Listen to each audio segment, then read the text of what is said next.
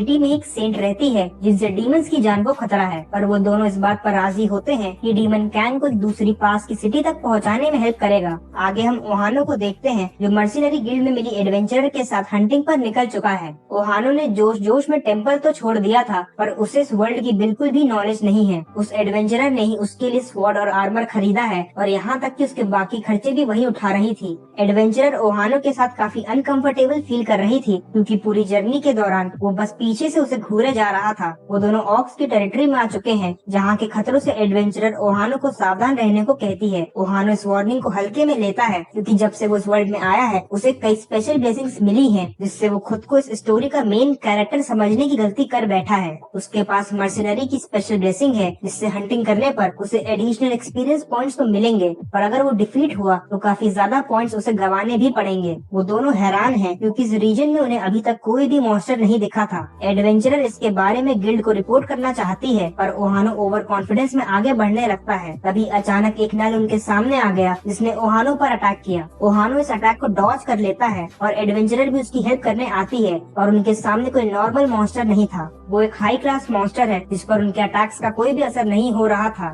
तभी वहाँ और भी मॉन्स्टर्स आ जाते हैं जिन्हें देख वो दोनों मिलकर फाइट करने का डिसीजन लेते हैं। इतने में ही एक नल ने ओहानो पर पत्थर फेंक के मारा और एक ही अटैक से महान ओहानो वहीं बेहोश हो गया। कुछ देर बाद जब ओहानो को होश आया तो हमें पता चला कि एडवेंचरर ने सारे नल्स को अकेले ही मार दिया था, पर ओहानो को बचाने के चक्कर में वो अपना एक हाथ खो चुकी थी। पर एडवेंचरर ओहानो से कहती है कि उसकी इस कंडीशन का जिम्मेदार वो नहीं है और खुद की लापरवाही के कारण ही उसका ये हाल हुआ था। ओहानो समझ गया कि एडवेंचरर ऐसा उसकी स्पेशल ब्लेसिंग की वजह से कह रही है। ओहानो की स्पेशल ब्लेसिंग का यूज यही है कि उसकी गलतियों के लिए उसे दोषी नहीं ठहराया जाएगा और वो बड़ी आसानी से इन सिचुएशन से बच निकलेगा। हानो जो खुद को महान समझता है उसके साथ ऐसा मजाक होते देख गॉड्स हंसते हंसते पागल हो रहे थे, जिससे ओहानो इरिटेट होकर उन पर भड़क गया। गॉड्स को अच्छा नहीं लगा तो उन्होंने उसे सबक सिखाने के लिए उसे कर्ज कर दिया। कर्ज की वजह से ओहानो अब ताका झांकी नहीं कर सकेगा और साथ ही में उसकी वीकनेस और सीक्रेट्स रिवील होने के चांसेस भी बढ़ गए हैं। ओहानो इससे दुखी है और वो दोनों वापस सिटी जाने का डिसीजन लेते हैं। ओहानो एडवेंचरर से प्रॉमिस करता है कि वो उसे पहले जैसा कर देगा क्योंकि सिटी में सेंटेस है जो आसानी से उसे हील कर सकती है।